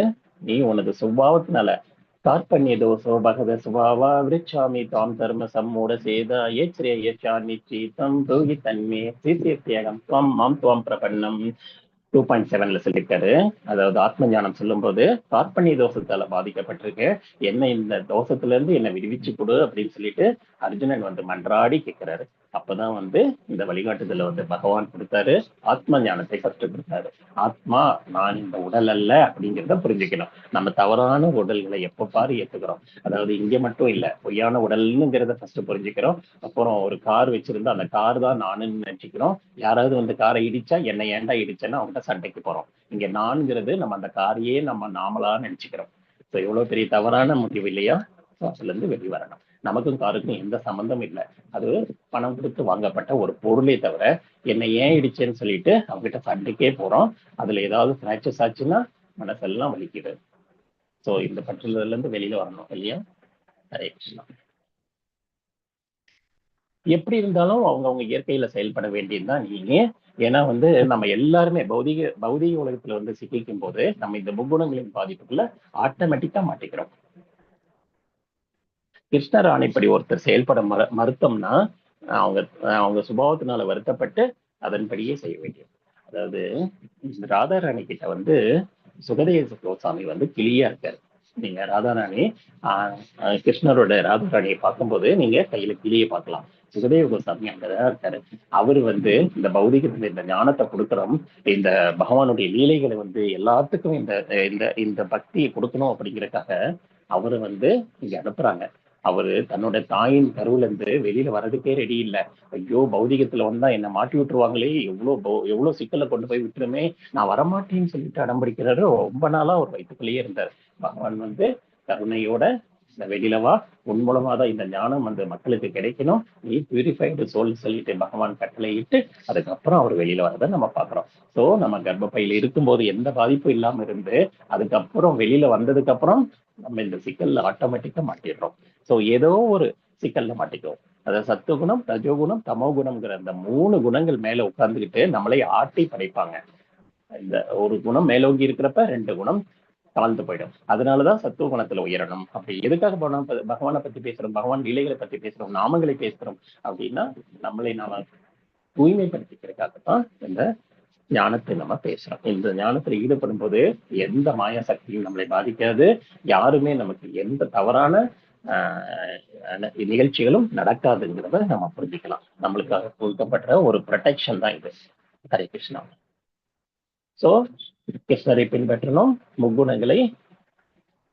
முக்குணங்களின் ஆதிக்கத்துல மாட்டியிருப்போம். அதுக்காக தான் சுத்த சத்துவ குணத்துக்கு உயர முடியும். 3 குணங்கள்ல இருந்து நம்ம வெளியில வரணும். ஒவ்வொரு குணத்துல இருந்து முன்னேறி சத்துவ குணத்துக்கு வந்து சுத்த சத்துவ குணத்துல முன்னேறணும். கீழ்ப்படிய மறுத்தோம்னா என்ன ஆயிடும்? போய் மாட்டிக்கும். கீழ்ப்படி மறுத்தோம்னா என்ன ஆகும்? முக்குணங்களின் பாதிப்புல போய் நம்ம சிக்கிட்டு இப்படியே உரண்டுகிட்டே இருக்க வேண்டியதான். 84 லட்சம் கடந்துட்டோம், இன்னொரு 84 லட்சம் கடப்போம். அதனால என்ன ஆகுது அப்படின்னு சொல்லிட்டு கடக்க வேண்டியதான்.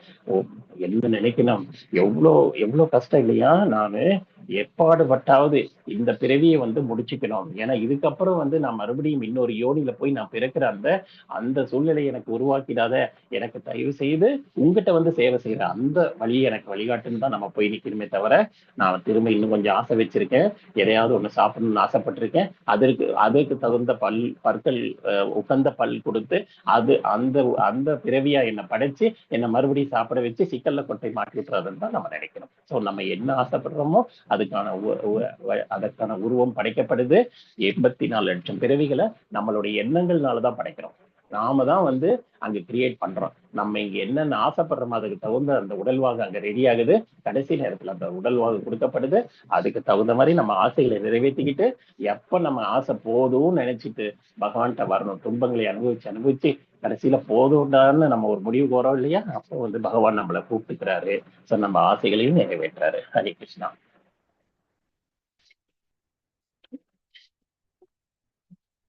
ஈஸ்வர சர்வபூதானாம் ஹிருதேஷ அர்ஜுன திஷ்டதி ராமயன் சர்வபூதானி யந்திராரூடாணி மாயையா. அர்ஜுனா, இந்த ஜட சக்தியில செய்யப்பட்ட இயந்திரத்துல அமர்ந்துள்ள எல்லா உயிர்வாளிகளின் பயணங்களையும் அவரவர் இதயத்தில் வீட்டுள்ள முழுமுதற் கடவுளை வழிநடத்துகிறார். பரமாத்மா எல்லார் உடம்புக்குள்ளேயும் உள்ள உட்கார்ந்துருக்காரு. அவருதான் வந்து எல்லாத்துக்கும் வழிகாட்டுறாரு. செய்யறதுக்கு 5 காரணங்கள் பார்த்தோம். அதுல வந்து பரமாத்மா முக்கியமா இருக்காரு. நம்ம எவ்வளவுதான் முயற்சி செஞ்சு இந்த புலன்களை வச்சு நம்ம இந்த உடலையை வச்சு நம்ம எல்லா செயல்களையும் செஞ்சா கூட பரமாத்மா அனுமதி இல்லாம எந்த செயலும் நடக்காது. சோ பரமாத்மா அனுமதி கொடுக்குறாரு. நம்ம ஆசைப்படுறது எல்லாத்தையும் நிறைவேற்றிருக்கு அவரே வழிகாட்டியா இருக்காரு. ஆனா நம்ம என்ன ஆசைப்படணுங்கிறத நம்ம தான் முடிவு பண்ணணும். திரௌபதி அம்மா அந்த சபையில கஷ்டப்பட்டப்ப பகவானை நினைக்கல. அவங்க யாரை நம்பினாங்க? ஃபர்ஸ்ட் வந்து கணவர்கள் காப்பாத்துவாங்கன்னு நினைச்சாங்க. இல்ல. அந்த சபையில இருக்கிற துரோணர், பீஷ்மர் காப்பாத்துவாங்கன்னு நினைச்சாங்க. இல்ல. கடைசியில ராஜா அட்லீஸ்ட் கட்டளையை மாத்துவாருன்னு பார்த்தாங்க. திருதராஷ்டிரன் இல்ல, மாத்தல. சோ துரியோதனன் வந்து ஸ்ட்ராங்கா நின்னதுனால அந்த அம்மாக்கு, திரௌபதி அம்மாவுக்கு அந்த இன்னல் நடக்கப்பட்டது இல்லையா? அந்த சேலையை உருவுறப்ப அப்போதான் வந்து கடைசியில கோவிந்தா அப்படின்னு சொல்லிட்டு சரண்டர் ஆயிட்டாங்க. கோவிந்தா நாராயணான்னு ரெண்டு கையும் மேல எடுத்துட்டாங்க. கோவிந்தான்னு கையெடுக்கும் போது கிருஷ்ணர் அந்த இடத்துல வந்து தன்னோட லீலை மூலமாக தொடர்ந்து சேலையை கொடுக்குறாரு. அப்படி இருக்கும்போது அவனால உருவவே முடியல. அவன் மயக்கம் போட்டு கீழே விழுந்துடுறான். சோ பகவானை நினைக்கணும். நம்ம நினைக்கிறது தான் நம்மளோட குணம். நம்ம நினைக்கிறதுக்கு முயற்சி வந்து நம்ம பிராக்டிஸ் பண்ணும்போது பகவான் மனசுல போய் நம்ம நினைப்போம். நமக்குள்ள பகவானை வச்சுக்கிறது ஃபர்ஸ்ட் முயற்சி. பகவானுடைய மனசுல போய் நம்ம உட்கார்றது ஃபைனல் டெஸ்டினேஷன். அந்த இடத்துல போய் நம்ம உட்காரணும். சோ நமக்கு ஒரு கஷ்டம்னா பகவான் வந்து நமக்கு ஹெல்ப் பண்ணிடுவாரு. ஸோ பகவான் மனசுக்குள்ள இடம் பிடிக்கணும். நம்ம அதற்கு தகுந்த பாத்திரமான ஒரு நல்ல ஸ்டூடெண்ட். எப்படி ஹெட் மாஸ்டர் வந்து பேசுவாங்க இல்லையா? கோல்டு ரேங்க் ஸ்டூடெண்டா இருந்தா அவர் பேசுவாரு, பிரகாஷ் இஸ் கோல்டு மெடலிஸ்ட் அப்படின்னு சொல்லுவாரு இல்லையா? ஸோ அந்த அளவுக்கு நம்ம உயரணும் அப்படின்னா பக்தி தொண்டல் முன்னேறினா போதும். எல்லாரையும் கூட்டிட்டு போறதுக்காக அவர் ஆசைப்பட்டுட்டு இருக்காரு. ஒரே ஒருத்தரை கூட்டிட்டு போறதுக்காக இங்க எந்த முயற்சியும் அவர் பண்ணல. எல்லாரும் நம்மகிட்ட வந்துடணுங்கிற ஆசை அவருக்கு இருக்கு. அவரு வந்து காத்துக்கிட்டு இருக்காரு. வந்துடு அப்படின்னு சொல்லி கெஞ்சி கூப்பிடுறாரு. ஆனா நம்ம என்ன பண்றோம்? அடம் பிடிக்கிறோம். பேரண்ட்ஸ் சொல்றது நம்ம எத்தனையோ தடவை கேட்டதில்லை. நம்ம வந்து அப்போ புரியல, அதுக்கப்புறம் தான் இப்ப புரியுது. ஏன்னா வந்து நிறைய சிக்கல்கள் அனுபவிச்ச பிறகு நம்ம ஒத்துக்கிறோம். அவங்க நல்வழி காட்டுறதுதான் இதை சொன்னாங்க. நம்ம நல்லா படிக்க சொன்னாங்க. எதுக்கு படிக்க சொன்னாங்க, ஏன் இந்த கோர்ஸை படிக்க சொன்னாங்க, அதெல்லாம் அப்புறம் தான் புரியுது. அவங்க பேச்சை கேட்டிருந்தா இன்னைக்கு நிம்மதியா இருந்திருக்கலாம். நம்ம இவ்வளவு கஷ்டங்கள் அனுபவிச்சிருக்க தேவையே இல்லை. ஏன்னா அவங்க கட்டுப்பாட்டுக்குள்ள போகும்போது நம்ம நிம்மதியா ஃபீல் பண்ணுவோம். அதே மாதிரி பகவான் நம்ம இங்க என் கட்டுப்பாட்டுக்குள்ள வந்துட்டு நான் பாத்துக்கிறேங்கிறாரு. நம்பிக்கை தான் வேணும், ஸ்ரத்தா தான் முக்கியம். எல்லாரும் உடம்புக்குள்ளே இருந்து பரமாத்மா நான் வழிகாட்டுறேன் அப்படின்றாரு பகவான். ஹரே கிருஷ்ணா. சோ அவர் தான் எஜமானர், எல்லாத்துக்கும் வழி நடத்துறாரு. பகவான் எல்லோரோட இதயத்திலையும் விட்டு இருக்காரு. அவரை நம்ம கடந்த கால செயல்களுக்கு ஏற்ப நம்மளை வழி நடத்துறாரு. சோ நம்ம செயல்கள் தான் நம்மளை முன்னோக்கி செல்ல வைக்குது. சோ நம்ம செயல்களை எப்படி தூய்மைப்படுத்திக்கணுங்கிறத தான் நம்ம இங்க பாக்குறோம். நம்ம இந்த பௌதிக சக்தியால் அளிக்கப்பட்ட ஒரு எந்திரம் என்று வர்ணிக்கப்படுகிறது. இந்த உடலே வந்து ஒரு எந்திரம் தான். இது ஒரு மெஷின் தான். சோ அந்த மெஷின் நம்மளுடைய எண்ணங்கள் ஆசைகளுக்கு தகுந்த மாதிரி செயல்பட வைக்குது. சோ எண்ணங்களை கண்ட்ரோல் பண்ணணும். லட்சக்கணக்கான எண்ணங்கள் ஓடிக்கிட்டே இருக்கும் மனசுல. அது இதுன்னு எவ்வளவு மேட்ரஸ் ஓடிக்கிட்டே இருக்கும். எல்லாத்தையும் வந்து கண்ட்ரோல் பண்ண முடியாது, மினிமைஸ் பண்ணவும் முடியாது. மனசுக்கு அவ்வளவு சக்தி இருக்கு. இங்க இருந்துகிட்டு பல்லாயிரக்கணக்கான கோடி தூரத்தில் இருக்கிற இடத்துக்கு நம்மளால போக முடியும். சோ இதெல்லாம் கண்ட்ரோல் பண்ணணும் அப்படின்னா நமக்கு வந்து இந்த பக்தி ரொம்ப முக்கியம். கிருஷ்ண பக்தியில வரும்போது நம்ம இதுல இருந்தெல்லாம் விடுபட்டு முன்னேற முடியும். ஹரி கிருஷ்ணா. பரதவழி தோன்றலே முழுமையாக என்னிடம் சரணடைவாக, அவரது கருணையால் தெய்வீக அமைதியும் உன்னதமான வெற்றி இடத்தையும் அடைவார். சோ பகவானை சரணடையும் போது அவரோட கருணை நமக்கு கிடைக்குது. அதனால தெய்வீக அமைதி கிடைக்கும். அதை அனுபவிக்கும் போதுதான் தெரியும். அவ்வளவு அருமையான இடத்துக்கு போகலாம்னு சொல்லிட்டு வழி காட்டிட்டாங்க. நம்ம தான் முடிவு பண்ணணும் அந்த இடத்தை அடையிறதுக்கு நம்ம அந்த முயற்சிகளை பண்றோம். ஹரி கிருஷ்ணா. சோ முழுமையா சரணடைகிறோம். பிரகலாதர் சொல்லப்பட்டிருக்கு நமக்கு பக்திக்கு வந்து உதாரணமா யார் வந்தாரு? பிரகலாதர் வந்து என்ன சொன்னாரு? இரண்யகசிபுவே நமகன்னு சொல்ல சொன்னாரு அவங்க தந்தைய. பட் அவரு வந்து நாராயணா நமகன்னாரு. ஏன்னா நாராயணர் மேல அவருக்கு இருந்த நம்பிக்கை வந்து அவர் எந்த தளத்திலையும் குறைச்சிக்கல. அவர் ஒரே ஒரு வார்த்தை சொல்லியிருந்த போதும், ராஜபோகங்களை அனுபவிச்சுக்கிட்டு சந்தோஷமா இருந்திருக்கலாம். ஆனா முடியல. அவரு சொன்னதெல்லாம் வந்து நாராயணான்னு சொன்னாரு. அதனால எல்லா கஷ்டங்களையும் அனுபவிச்சாரு. ஆனா எதுவுமே அவருக்கு கஷ்டமா அமையல. ஏன்னா வந்து அங்க இருந்து தள்ளி விடுறாங்க, மலை உச்சியில இருந்து தள்ளி விடுறாங்க. நம்மளா இருந்தா என்ன பண்ணுவோம்? தப்பிக்கிறதுக்கு வழியை பார்ப்போம். அங்க ஏதாவது கையில கல்லு கடிச்சு அதை பிடிக்கிறதுக்கு ட்ரை பண்ணுவோம். ஆனா இவர் நாராயணான்னு சொல்லிட்டு விழுந்துட்டாரு. ஆனா அவருக்கு எந்த சேதமும் ஆகல. எல்லா இன்னல்களையும் தாண்டி வெள்ளம் நெருப்புல போட்டு தள்ளினாங்க, யானையை போட்டு பிடிச்சாங்க. எதுலையுமே அவரை வந்து ஒண்ணுமே பண்ண முடியல. அவர் பக்தி உயர்ந்து இருந்தது. கடைசியில வந்து எங்க இருக்கா அவன் நாராயணன் காட்டுன்னு கேட்கும் போது, இரணியகசிபு கேட்கும் போதுதான் இந்த தூண்ல இருக்காரான்னு கேட்டவுடனே அவர் சொன்ன அந்த ஒரு வார்த்தைக்காக அந்த தூண்ல வந்து எடுத்த அவதாரம் தான் வந்து நம்ம நரசிம்ம அவதாரம்னு பாக்குறோம். ஒரு பக்தருக்காக ஒரு அவதாரம் எடுத்து கருணை வாய்ந்த அவதாரம். ஸோ சரணாகதி ஆகும்போது அவரோட கருணை நமக்கு கிடைக்குது. ஹரே கிருஷ்ணா. சோ இந்த தெய்வீக அமைதியை கிடைக்கிறது உன்னதமான அந்த நித்திய இடத்துக்கு போறதுக்காக நம்ம முயற்சி பண்ணணும். அதுக்காகத்தான் சரணாகதி அடையிறோம். சோ அங்க போயிட்டா எப்படி இருக்கும்? நமக்கு நிரந்தர நிம்மதி கிடைக்கும், நித்திய அமைதியா இருக்கலாம். இதை தவிர வேற ஏதாவது வழி இருக்கா நமக்கு? நம்ம இப்போ யோசனை பண்ணி பார்க்கலாம். சரி, இது ஒரு வழி. இந்த வழி இல்லாம நமக்கு என்ன வழி இருக்கு? மறுபடியும் வேற ஒரு பிறவி எடுத்துக்கலாம், மறுபடியும் இங்க சந்தோஷமா இருக்கலாம், இங்க அனுபவிக்கலாம், எல்லாத்தையும் உருண்டு உருண்டு பரண்டு திரும்ப வந்து இன்னொரு பிறவியில போய் மாட்டலாம். இதுல வந்து எத்தனை நாள் இந்த சிக்கலை அனுபவிக்கணும் நமக்குள்ள இருக்கு? நினைச்சு பார்க்கலாம் இல்லையா?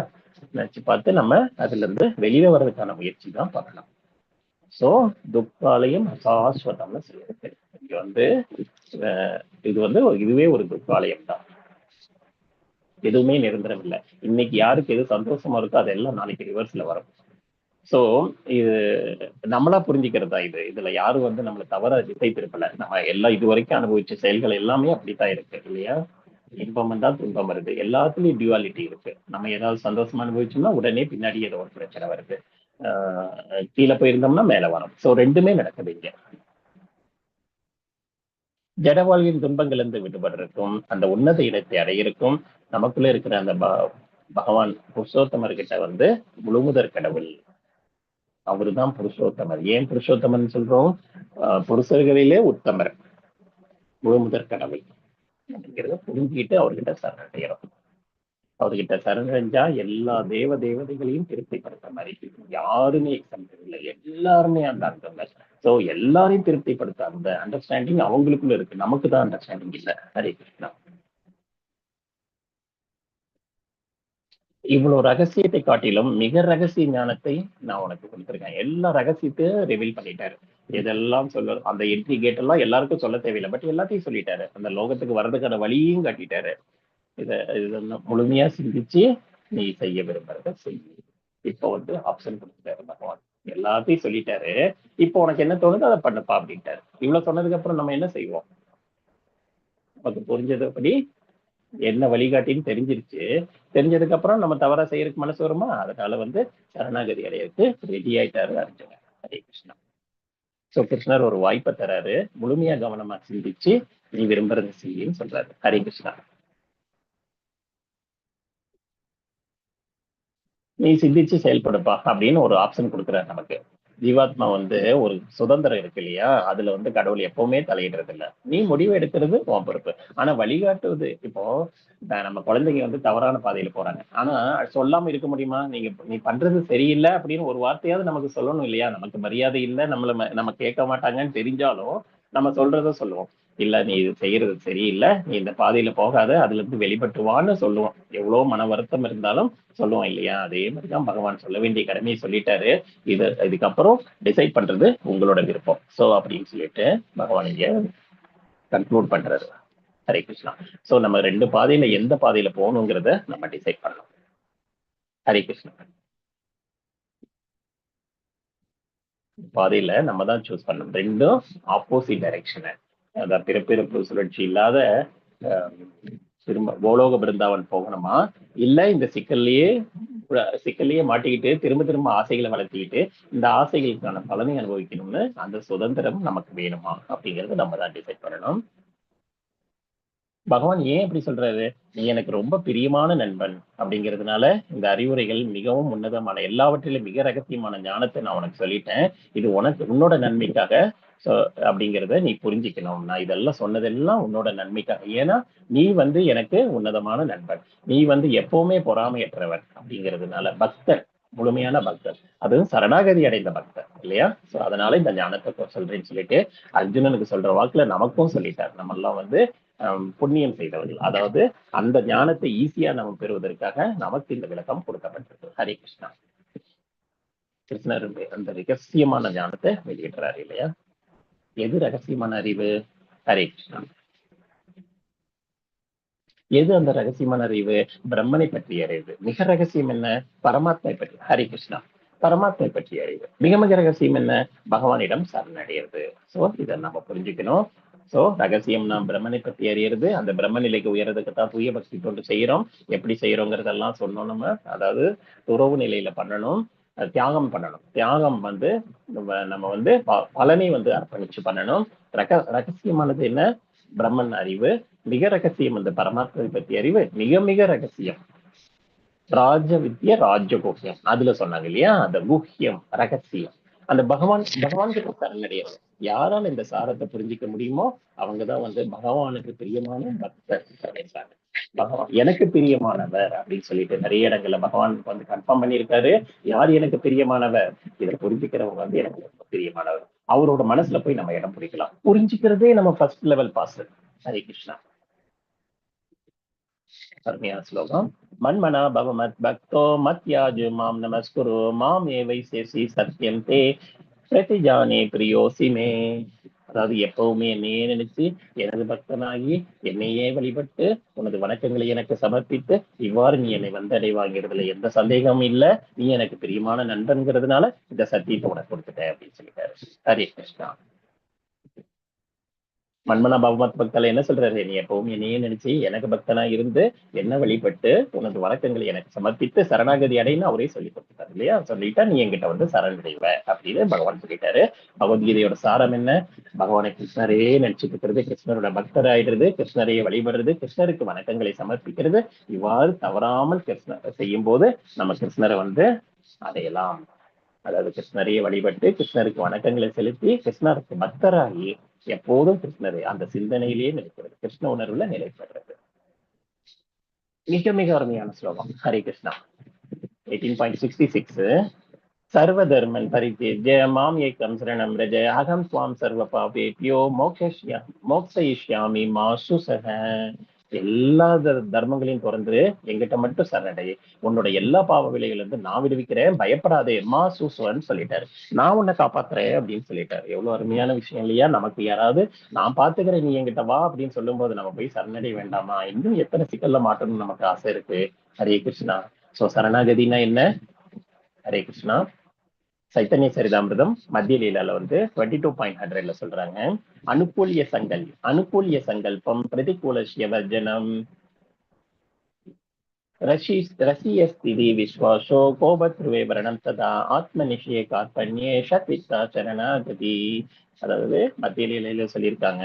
சைத்தன்ய சரிதாமிரதம் இதை போக படிப்போம். நம்ம ஃபர்ஸ்ட் ஸ்ரீமத் பாகவதம் படிப்போம், அதுக்கப்புறம் சைத்தன்ய சரிதாமிரதம் போவோம். அதுல மத்திய லீலையில சொல்லியிருக்காங்க பக்தி தொண்டுக்கு சாதகமானதை ஏத்துக்கணும். ஹரே கிருஷ்ணா. பக்தி தொண்டுக்கு சாதகமானதை ஏத்துக்கணும், சாதகமற்றதை நிராகரிக்கணும். கிருஷ்ணர் பாதுகாப்பு தருவாருங்கிற அந்த நம்பிக்கை இருக்கணும். பகவானே பாதுகாப்பு அளிப்பவர், அவர் நம்ம ஏத்துக்கிறோம். முழுமையாக பகவானிடம் சரணாகதி ஆகிறது, பகவான் கிட்ட சரணடைகிறது, நம்பிக்கை வைக்கிறது ரொம்ப முக்கியம். ஸ்ரத்த ரொம்ப முக்கியம். ஸ்டார்ட் பண்ணியன்னா பணிவு. இந்த வாயு புராணத்துல இருந்து சொல்லியிருக்காங்க. சோ எங்கெங்க சைத்தன்யா சரிதாமிரதம் சொல்லியிருக்காங்க, வாயு புராணம் சொல்லியிருக்காங்க.